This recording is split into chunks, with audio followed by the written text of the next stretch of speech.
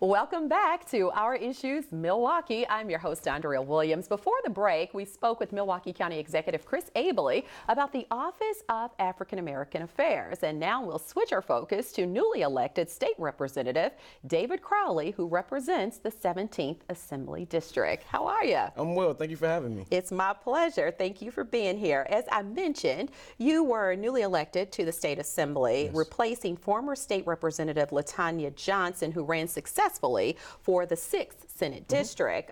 You represent the 17th Assembly District, as I mentioned. What areas does that cover? Well, this is the near northwest side of the city of Milwaukee, pretty much. I border Wauwatosa to the west. I go as far east as 35th Street if you're between Capitol and Hampton, because Hampton is my northern border. And I can go as far south as North Avenue. And then if you're between Capitol and North Avenue, 49th Street is the eastern border. Okay. And anytime we have a newly elected official, we always like to give the audience a chance to know a little bit more about you. So you were born and raised in Milwaukee. Yes. You're a proud graduate of MPS, and you studied educational policy and community studies at the University of Wisconsin-Milwaukee. Yes. All right, all good stuff. Tell us how you got your political start. Well, it was actually, I got involved in community organizing at a very young age. I was involved in Urban Underground when I was 16. Okay. And it really got me involved in really empowering this community. But one thing I did notice is that it's hard to do things and make things happen without affecting the policy.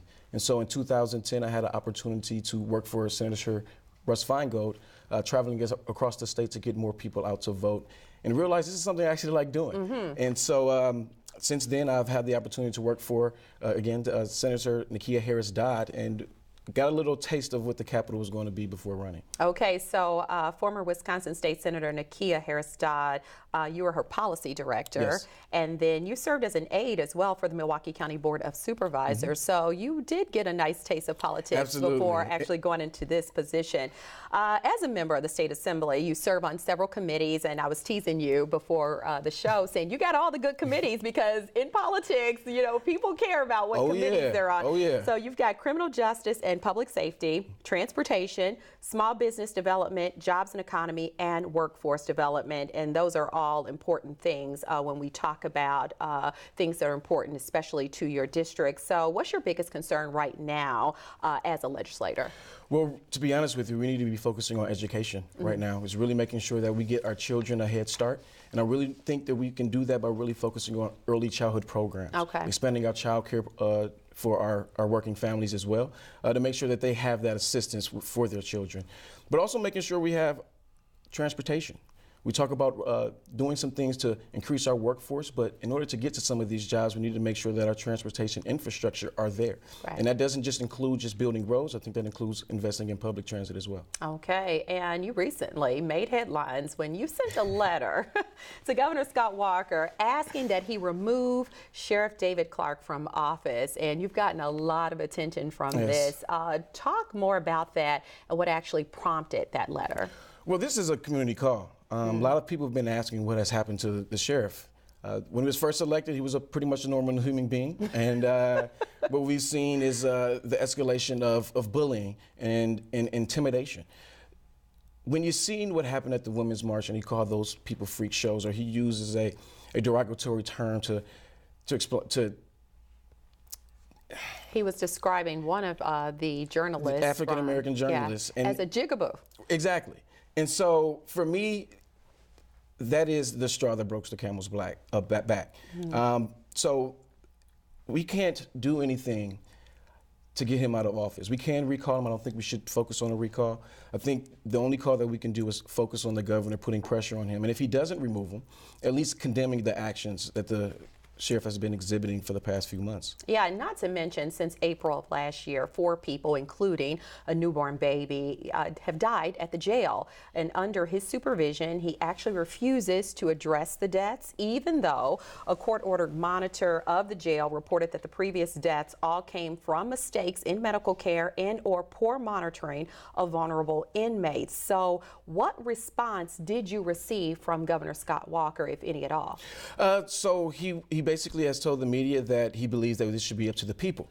And the people are asking the governor to actually remove the sheriff. So the people are calling him. We're going to continue to put pressure on the governor.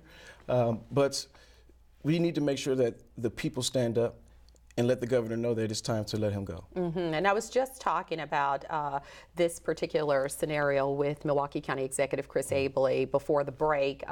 The sheriff made comments that have been considered by some to be violent and intimidating in regards to a River West man who encountered Clarke on a plane.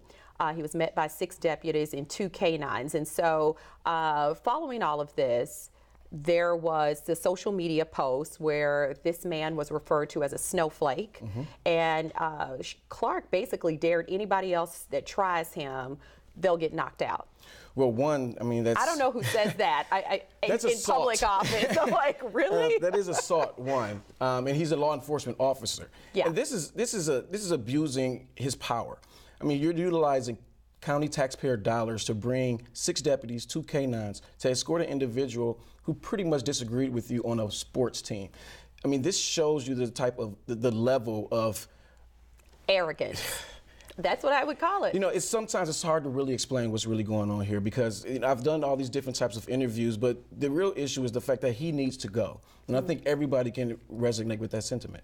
Well, Sheriff Clarke was also recorded at a Trump inaugural event saying that the only way he would reach across the aisle to Democrats is to choke them.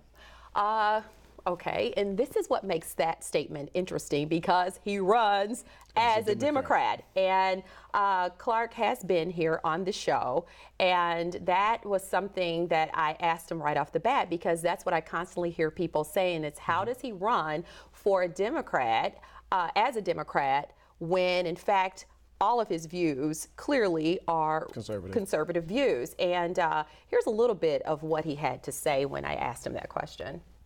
I'm the only African-American sheriff in the state of Wisconsin. We only have one. And so this party, and this is a hand-picked candidate anyway, this really isn't about my opponent, all right?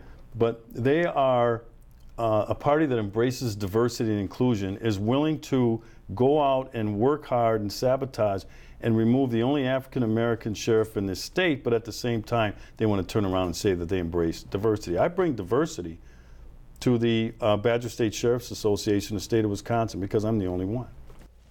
Your thoughts? I mean, it's interesting. He pulls the race card when it comes down to him being the only African-American sheriff. But when a lot of things are happening across this country, when you talk about all the societal issues that we have facing African-Americans, he's the first one to say that we're pulling the race card. So I think it's interesting that he's double speaking right now.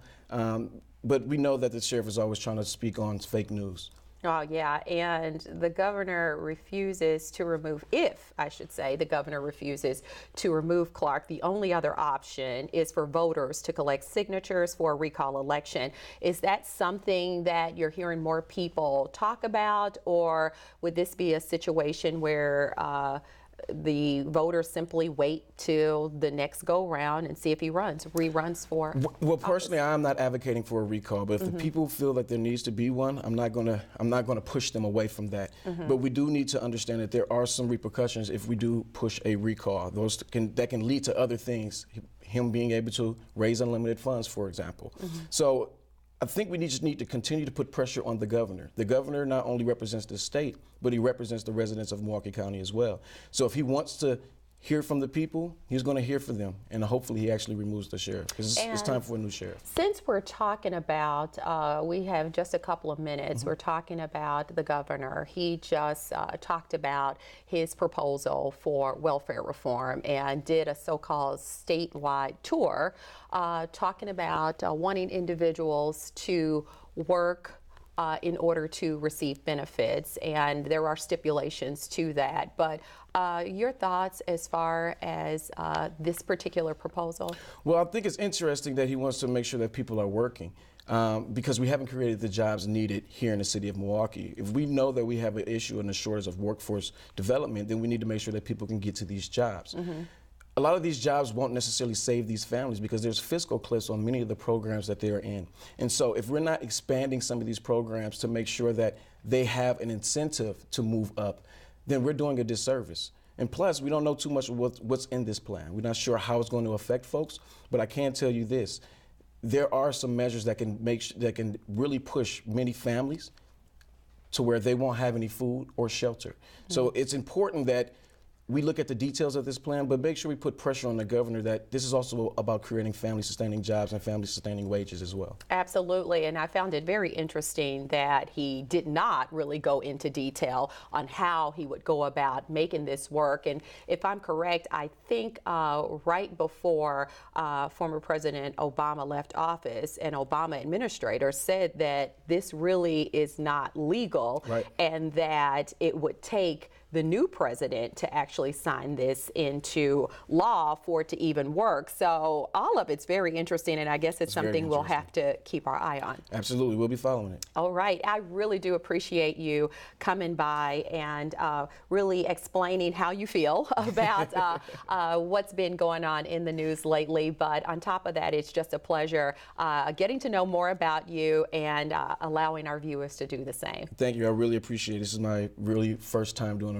a full interview. So. And you have done an outstanding job. Thank you so much, and continued success to you. Thank you. Representative David Crowley is a Democratic member of the Wisconsin State Assembly representing District 17. You can contact his office by calling 608-266-5580. And that is going to do it for today's show. I'm your host, Andrea Williams. As always, thank you for watching, and I hope you join us again next week as we take another look at our issues in Milwaukee. Have a great day.